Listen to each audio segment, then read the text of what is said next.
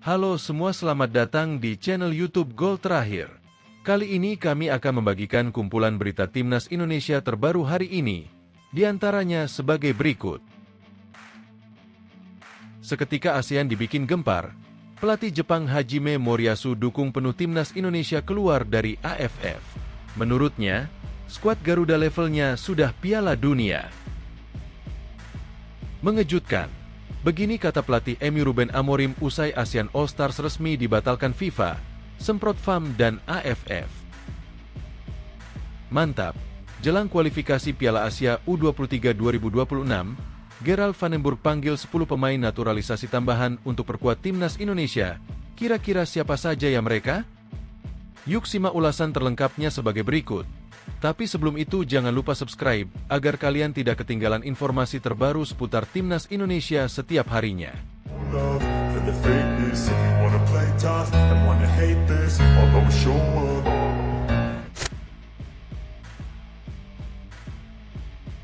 Seketika ASEAN dibikin gempar, pelatih Jepang Hajime Moriyasu dukung penuh Timnas Indonesia keluar dari AFF. Menurutnya, skuad Garuda levelnya sudah Piala Dunia. Langit sepak bola Asia Tenggara kembali bergemuruh. Belum reda riak ketegangan antara federasi-federasi kawasan akibat batalnya ASEAN All Stars kontra Manchester United, kini giliran Asia Timur ikut buka suara. Bukan sembarang komentar. Pernyataan ini datang langsung dari pelatih kepala Timnas Jepang, Hajime Moriyasu, sosok karismatik yang sukses membawa samurai biru bersinar di panggung dunia. Dan kali ini, ucapannya tidak ditujukan pada negaranya sendiri. Justru, ia melayangkan pujian luar biasa kepada rival ASEAN yang sedang melejit, Timnas Indonesia.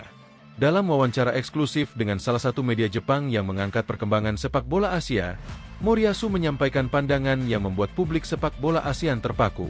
Ia menyebut bahwa Timnas Indonesia tidak lagi berada di level Asia Tenggara. Menurutnya, skuad Garuda kini telah naik kasta menjadi kekuatan Asia sejajar dengan tim-tim papan atas. Bahkan ia menilai bahwa Indonesia sudah sangat layak mempertimbangkan keluar dari AFF. Kalau saya jujur, Indonesia sudah terlalu kuat untuk bertahan di turnamen regional seperti AFF. Mereka berkembang pesat. Dalam beberapa tahun terakhir, transformasinya luar biasa. Dengan struktur tim seperti sekarang, saya yakin mereka layak bersaing di level Asia, bahkan menantang ke Piala Dunia, ujar Moriyasu tegas. Pernyataan ini sontak menyulut reaksi dari seantero kawasan. Komentar dari pelatih Jepang, yang notabene mewakili salah satu kekuatan terbesar sepak bola Asia, langsung menjadi perbincangan hangat di media sosial dan forum olahraga. Banyak yang terkejut, tapi tak sedikit yang mengangguk setuju. Indonesia memang bukan lagi tim mediocre seperti satu dekade lalu. Mereka kini tampil sebagai kekuatan baru yang patut diperhitungkan. Terlebih setelah pergantian besar terjadi di tubuh timnas. Shin Tae-yong, pelatih asal Korea Selatan yang sempat menjadi arsitek kebangkitan Indonesia, secara resmi sudah didepak oleh PSSI beberapa waktu lalu. Dan kini, kursi panas pelatih kepala diisi oleh sosok tak kalah berkelas, Patrick Kluivert, legenda Belanda yang kini membawa semangat baru ke tubuh Garuda. Kluivert langsung mendapat tantangan besar di dua laga awalnya bersama Timnas Indonesia dalam lanjutan kualifikasi Piala Dunia 2026 zona Asia. Laga pertama menghadapi Australia berakhir dengan performa solid meski harus menelan kekalahan. Namun publik menyaksikan permainan disiplin dan progresif yang jauh berbeda. Di laga kedua, saat Indonesia menghadapi Bahrain, skuad Garuda tampil menggila. Permainan kolektif, pressing tinggi, dan mental baja diperlihatkan seluruh pemain. Bahkan meski hasil belum maksimal, dunia sudah mulai melirik Indonesia sebagai tim dengan potensi besar. Moriyasu pun menyaksikan langsung perkembangan tersebut. Ia mengakui bahwa sentuhan Kluivert mulai memberikan karakter khas Eropa yang berpadu dengan semangat pantang menyerah khas Indonesia. Mereka bermain sangat terstruktur. Ini bukan lagi tim yang hanya mengandalkan kecepatan dan semangat. Ini adalah tim yang bisa mengendalikan permainan, tahu kapan menekan, kapan bertahan. Pola mereka sangat jelas, tambahnya. Pujian Moriyasu datang di tengah polemik panjang antara PSSI dengan AFF, terutama setelah kekacauan pemanggilan pemain ke ASEAN All Stars dan kekecewaan yang memuncak terhadap ketimpangan perlakuan dalam turnamen regional. Indonesia merasa tidak diperlakukan adil, bahkan seringkali dirugikan dalam berbagai agenda turnamen. Ketika Malaysia melalui FAM justru menyalahkan PSSI atas batalnya laga akbar kontra Manchester United, publik Indonesia merasa dicurangi. Namun kini, dukungan tak hanya datang dari publik pecinta Garuda, tetapi kini juga dari pelatih sekelas Moriyasu. Ia bahkan secara terbuka meminta agar PSSI tetap konsisten mengejar kepentingan jangka panjang. Kadang, untuk tumbuh, sebuah tim harus berani melepaskan hal-hal yang menahannya. Saya rasa PSSI sudah berada di jalur yang benar jika memikirkan keluar dari AFF dan fokus membangun kompetisi serta ekosistem yang lebih global, ucap Moriyasu, menyemprot secara halus keputusan dan sikap AFF yang dinilainya masih belum modern. Dukungan ini semakin memperkuat legitimasi bahwa Indonesia bukan lagi tim biasa. Bahkan menurut sejumlah analis Jepang, Indonesia disebut-sebut sebagai rising power yang tinggal menunggu waktu untuk membuat sejarah besar, termasuk lolos ke Piala Dunia untuk pertama kalinya. Terlebih lagi dengan masuknya beberapa pemain naturalisasi baru seperti Ula Romeni, Joey Plupesi, hingga Dean James, ditambah pemain-pemain lokal seperti Marcelino Ferdinand, Ricky Kambuaya yang kini menjadi wajah masa depan Garuda. Tidak heran, media Jepang bahkan menyebut Indonesia sebagai tim macan Asia Tenggara yang siap menjelma menjadi harimau Asia sejati. Dan semua ini datang dari negara yang terkenal ketat dalam memberikan pujian. Kini, tekanan kembali ada di tangan AFF. Jika negara seperti Jepang saja mengakui keperkasaan Indonesia, apakah AFF tidak malu dengan tuduhan miring dan perlakuan tidak adilnya selama ini? Bahkan federasi besar seperti Korea Selatan dan Jepang sudah menunjukkan sinyal dukungan terhadap langkah Indonesia untuk lebih mandiri secara kompetitif. Dari sisi internal, publik Indonesia pun semakin solid. Banyak yang mendesak agar langkah keluar dari AFF segera diwujudkan dan PSSI diarahkan untuk menjalin kerjasama yang lebih erat dengan federasi-federasi besar Asia lainnya. Pertanyaannya sekarang, apakah PSSI akan benar-benar berani mengambil keputusan monumental itu? Yang jelas, dukungan terus berdatangan, dan mungkin besok akan lebih banyak lagi yang menyadari bahwa Garuda kini sedang membentangkan sayapnya lebih tinggi dari sebelumnya. Jadi bagaimana menurut kalian, Sobat Garuda?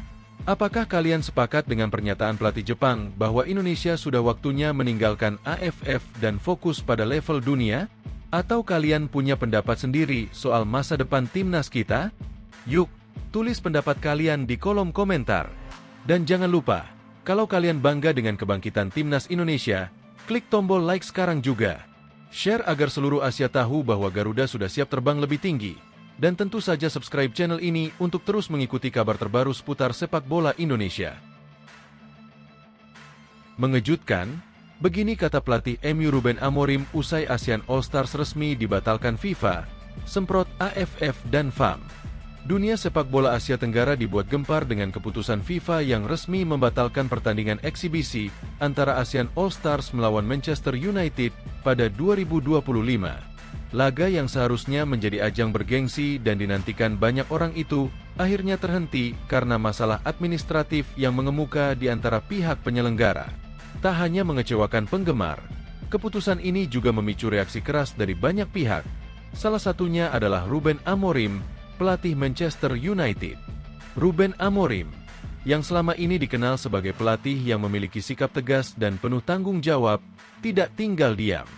Dalam sebuah konferensi pers yang digelar setelah pengumuman resmi pembatalan, Amorim tidak hanya mengekspresikan kekecewaannya terhadap keputusan FIFA, tetapi juga memberikan kritik tajam kepada AFF, Asosiasi Sepak Bola ASEAN, dan FAM, Federasi Sepak Bola Malaysia, yang menurutnya tidak profesional dalam mengelola pertandingan besar tersebut. Kami sangat menantikan pertandingan ini. Ini adalah kesempatan untuk bertemu dengan penggemar di Asia Tenggara, dan kami sudah menyiapkan tim dengan sangat serius. Namun, keputusan ini sungguh mengecewakan, ungkap Amorim dengan nada kecewa. Amorim menjelaskan bahwa pembatalan ini sangat merugikan tim dan para penggemar yang telah menunggu momen tersebut. Keputusan FIFA yang datang tiba-tiba membuat seluruh persiapan yang telah dilakukan Manchester United untuk laga ini menjadi sia-sia. Keputusan ini, yang datang begitu mendadak, sungguh mengecewakan semua pihak yang telah bekerja keras untuk mewujudkan laga ini, kata Amorim. Tidak hanya soal pertandingan yang batal, namun ia juga menyoroti ketidakmampuan AFF dan FAM dalam menjaga komunikasi yang jelas dan profesional dalam proses penyelenggaraan acara. Ruben Amorim tak segan untuk semprot AFF dan FAM secara terbuka, dengan menilai bahwa pengelolaan acara internasional semacam ini harus dilakukan dengan sangat hati-hati dan profesional. Jika Anda memiliki acara besar seperti ini, Anda harus melibatkan semua pihak dengan lebih serius. Tim besar seperti Manchester United tidak bisa diperlakukan sebagai tamu tanpa ada komunikasi yang tepat, katanya dengan penuh penekanan. Amorim menambahkan bahwa seharusnya komunikasi antara pihak penyelenggara dan tim yang akan berpartisipasi dalam pertandingan harus dilakukan dengan jauh lebih matang, agar tidak ada kesalahpahaman yang merugikan semua pihak.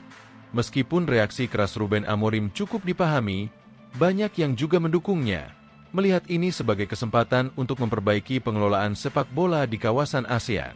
Kejadian ini menimbulkan banyak perdebatan, terutama terkait bagaimana Federasi Sepak Bola di Asia Tenggara seharusnya memperlakukan acara internasional yang melibatkan tim besar dan terkenal seperti Manchester United. Banyak pihak yang mulai meragukan kemampuan AFF dan FAM dalam menjalankan acara dengan profesionalisme yang memadai. Di sisi lain, para pemain ASEAN All Stars yang sudah dipersiapkan untuk pertandingan ini juga turut merasakan kekecewaan yang mendalam. Bagi mereka, ini adalah kesempatan langka untuk tampil di depan ribuan penggemar yang selama ini mendukung sepak bola di kawasan ini. Tetapi semua itu kini tinggal kenangan, karena akibat kegagalan penyelenggaraan yang tak terduga, kesempatan itu lenyap begitu saja. Kami sangat ingin bermain, dan ini adalah kesempatan besar untuk memperkenalkan bakat sepak bola Asia Tenggara ke dunia. Namun, kini semua itu harus dibatalkan hanya karena masalah yang tak terduga, ungkap salah satu pemain ASEAN All Stars. Tentu saja, keputusan FIFA untuk membatalkan pertandingan ini juga memunculkan pertanyaan besar bagi para pengamat sepak bola. Banyak yang bertanya-tanya apakah ini merupakan tanda adanya masalah yang lebih besar di dalam pengelolaan sepak bola ASEAN. Akankah ini menjadi pelajaran berharga bagi AFF dan FAM untuk lebih berhati-hati dalam menyelenggarakan acara internasional besar? Atau, apakah ini justru menandakan bahwa ada masalah mendalam yang harus segera dibenahi?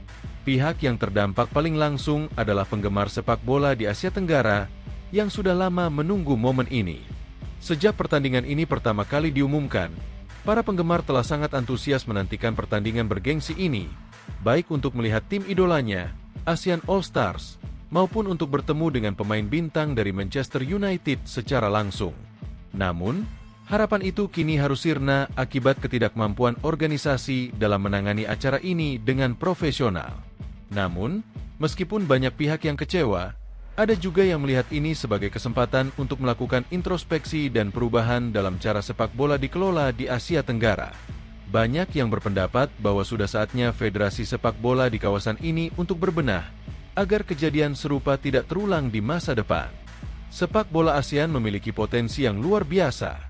Tetapi jika pengelolaan dan komunikasi terus-menerus menjadi masalah, maka sulit bagi kita untuk berkembang lebih jauh, ujar salah satu pengamat sepak bola regional. Ruben Amorim, meskipun kecewa, menegaskan bahwa ia masih percaya akan potensi sepak bola di Asia Tenggara. Namun, ia juga menekankan bahwa jika ingin terus berkembang, seluruh pihak terkait harus berkomitmen untuk mengelola pertandingan dan turnamen dengan lebih profesional. Sepak bola Asia Tenggara bisa menjadi kekuatan besar, tetapi hanya jika semua pihak bekerja sama dan mengelola setiap acara dengan serius, kata Amorim. Kekecewaan Amorim tidak hanya soal pertandingan yang batal, tetapi lebih kepada bagaimana hal tersebut mencerminkan masalah yang lebih besar dalam dunia sepak bola kawasan ASEAN. Jika AFF dan FAM ingin membawa sepak bola di Asia Tenggara ke level yang lebih tinggi, mereka harus belajar dari kegagalan ini dan mulai merencanakan segala sesuatunya dengan lebih matang di masa depan. Dalam dunia sepak bola internasional, profesionalisme adalah kunci untuk meraih sukses, dan kejadian ini seharusnya menjadi sebuah pelajaran penting bagi federasi sepak bola di seluruh dunia, termasuk di Asia Tenggara. Semoga kejadian ini membuka mata banyak pihak dan menjadi titik balik untuk memperbaiki sistem pengelolaan sepak bola di kawasan ini, agar kejadian serupa tidak terulang di masa depan. Apakah kalian setuju dengan kritik Ruben Amorim terhadap pengelolaan sepak bola ASEAN? Apa pendapat kalian mengenai masa depan sepak bola di kawasan ini? Jangan lupa untuk memberikan komentar di bawah dan dukung perubahan besar dalam dunia sepak bola dengan like dan subscribe. Mantap! Jelang kualifikasi Piala Asia U23 2026, Gerald van den Burg panggil 10 pemain naturalisasi tambahan untuk perkuat timnas Indonesia. Kira-kira siapa saja ya mereka? Gerald van den Burg memanggil 10 pemain naturalisasi tambahan untuk memperkuat timnas Indonesia U23 di kualifikasi Piala Asia U23 2026. Sesuai jadwal, kualifikasi Piala Asia U23 2026 dilangsungkan bertepatan dengan FIFA Matchday September 2025, yakni pada 1 hingga 9 September 2025. Kabar ini menguntungkan pelatih timnas Indonesia U23, Gerald van den Burg, yang dapat memanggil para pemain diaspora berusia di bawah 23 tahun untuk tampil di kualifikasi Piala Asia U23 2026. Beberapa di antaranya adalah Marcelino Ferdinand, Oxford United, Ivar Jenner, Jong Utrecht, Justin Hubner, Wolverhampton Wanderers U21, dan Rafael Struijk, Brisbane Roar. Selain nama-nama di atas, ada sejumlah pemain diaspora yang bisa didekati PSSI. Pemain-pemain ini dapat membantu timnas Indonesia U23 lolos ke Piala Asia U23 2026. Untuk jangka panjang, pemain-pemain ini juga dapat diandalkan membela timnas Indonesia senior. Lantas, siapa saja nama pemain yang dimaksud? Beberapa pemain yang berpotensi didekati PSSI untuk dinaturalisasi menjadi warga negara Indonesia, WNI, adalah Danny van den Heuvel, penjaga gawang, Klub Brugge, Kain van Oefelen, penjaga gawang, FC Volendam, Sepp van der Heijden, penjaga gawang, Vitesse Arnhem, Mike Klein, fullback kiri gelandang, Sparta Rotterdam, Jenson Seelt, back, Sunderland, Miliano Jonathans, winger, FC Utrecht, Delano van der Heijden, gelandang, Feyenoord Rotterdam U21, Ethan Kohler, back, Werder Bremen II, Reno, Muns, back, Greuther Fürth, dan Mauro Zijlstra, penyerang, FC Volendam. Danny van den Heuvel dan Kain van Oefelen dalam sebuah kesempatan mengaku siap membela timnas Indonesia. Begitu juga dengan Mauro Zijlstra dan Delano van der Heijden yang disinyalir dapat meningkatkan daya dobrak timnas Indonesia U23. Jika nama-nama di atas seluruhnya bergabung, plus dipadukan dengan materi pemain saat ini, skuad Garuda Muda julukan timnas Indonesia U23 tak hanya dijagokan lolos ke Piala Asia U23 2026. Dalam Piala Asia U23 2026 yang dilangsungkan di Arab Saudi, timnas Indonesia U23 juga berpeluang lolos ke fase akhir. Timnas Indonesia U23 dipastikan masuk pot 1 drawing kualifikasi Piala Asia U23 2026. Kepastian itu didapat karena skuad Garuda Muda melaju ke semifinal Piala Asia U23 2024. Berada di pot 1 menguntungkan timnas Indonesia U23. Sebab, timnas Indonesia U23 dipastikan terhindar dari tim-tim kuat seperti Jepang, Uzbekistan hingga Korea Selatan di kualifikasi Piala Asia U23 2026. Beban berat berada di pundak Gerald van den Burg. Selain diminta meloloskan timnas Indonesia U23 ke putaran final, pelatih asal Belanda itu dituntut mengantarkan skuad Garuda Muda melaju jauh di Piala Asia U23 2026. Meski Piala Asia U23 2026 bukan kualifikasi Olimpiade Los Angeles 2028, bukan berarti timnas Indonesia U23 tampil seadanya di ajang 2 tahunan tersebut. Jadi, sanggup membawa timnas Indonesia U23 berjaya? Gerald van den Burg. Timnas Indonesia hadapi Cina dan Jepang. PSSI paksa Patrick Kluivert bersiap lebih awal.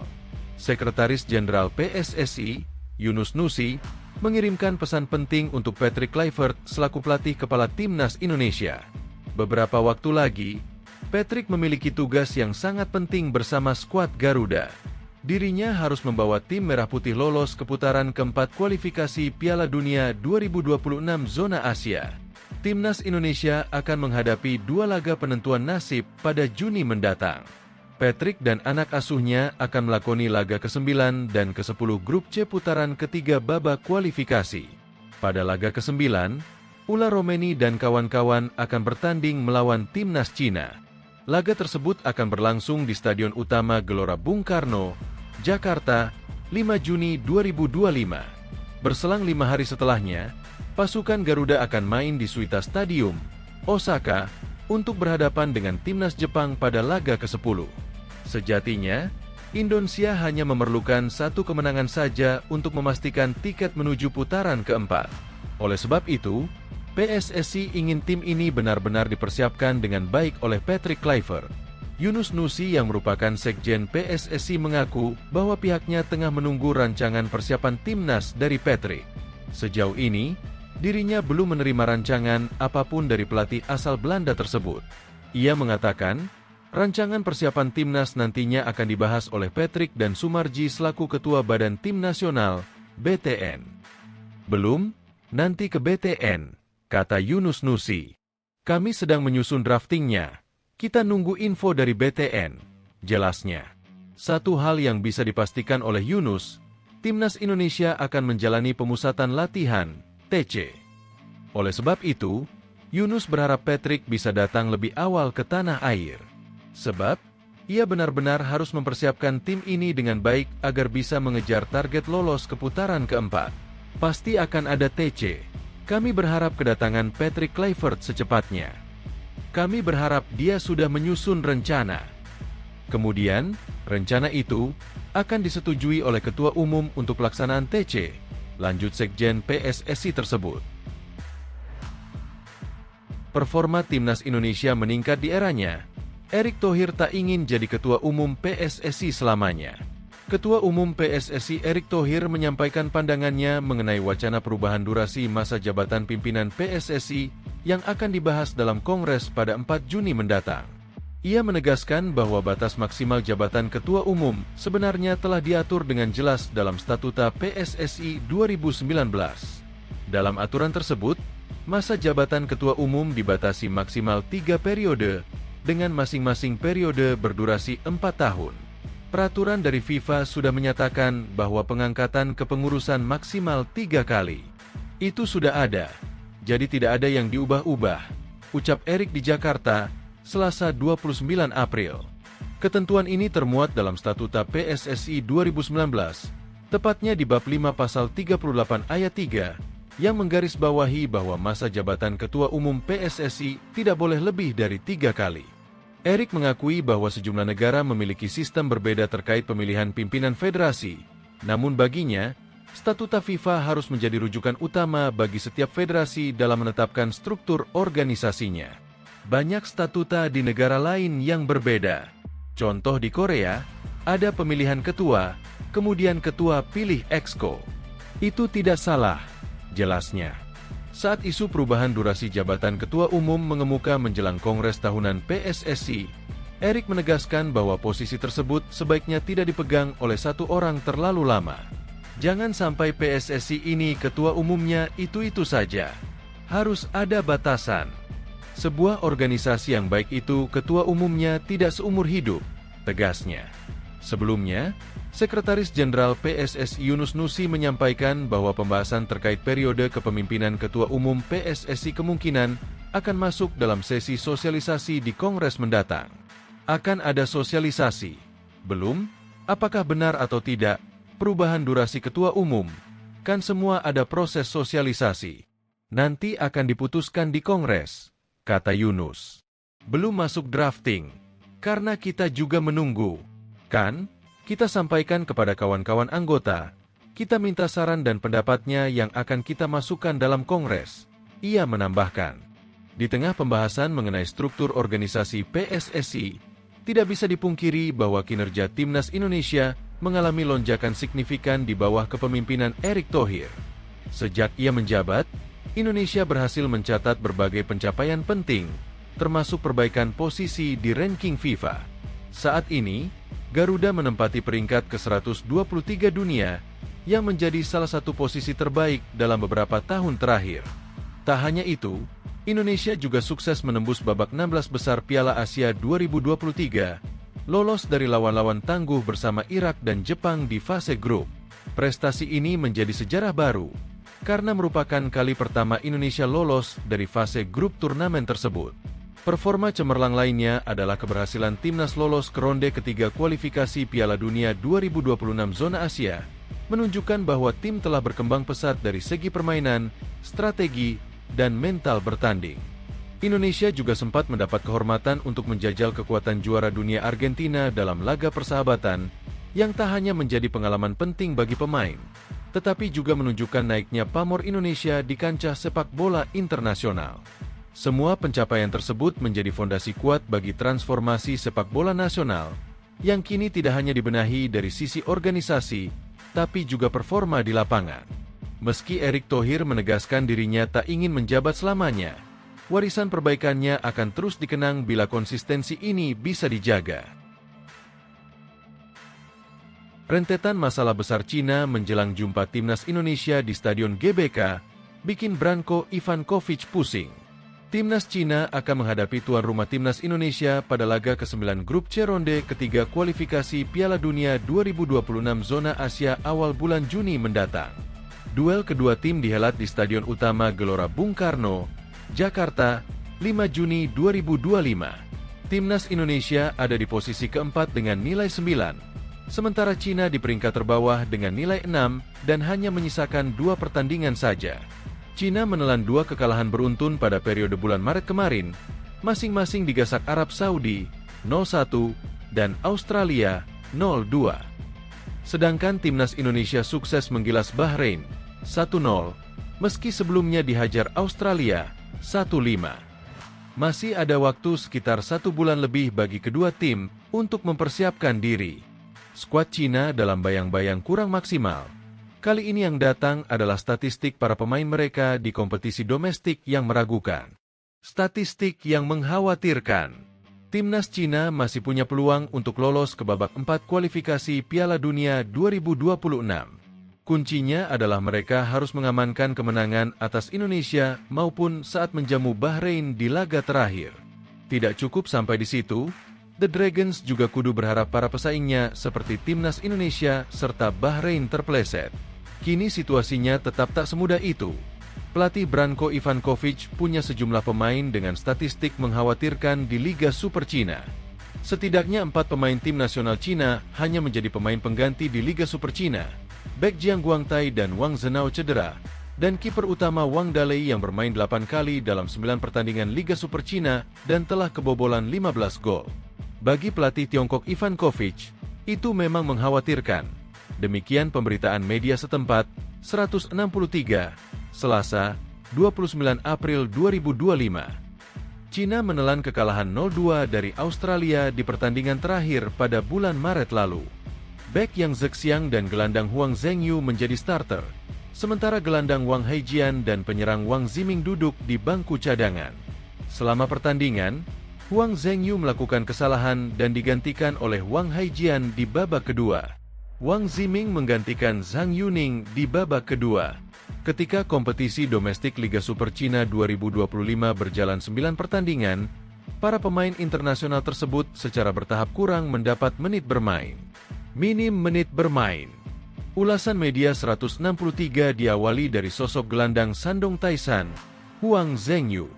Ia hanya bermain 5 kali sebagai pengganti alias belum pernah bermain penuh dalam 9 laga terakhir. Lalu ada bek Shanghai Shenhua, Yang Zhexiang. Timnya Shanghai Shenhua tampil baik di musim ini. Namun, bagi Yang Zhexiang, ia hanya memainkan 4 pertandingan dalam 9 laga sebagai pengganti. Bahkan dalam 2 pertandingan, ia hanya bermain selama sekitar 10 menit. Selain itu, gelandang bertahan Shanghai Shenhua, Wang Haijian ikut-ikutan jarang bermain. Dalam 9 pertandingan di Liga Super Cina, ia hanya bermain 3 kali dan bermain selama sekitar 19 menit. Kemudian penyerang Beijing Guan Wang Ziming, yang merupakan pemain pengganti timnas Cina hanya bermain 3 kali, bermain hanya sekitar 39 menit, memiliki 0 assist dan 0 gol.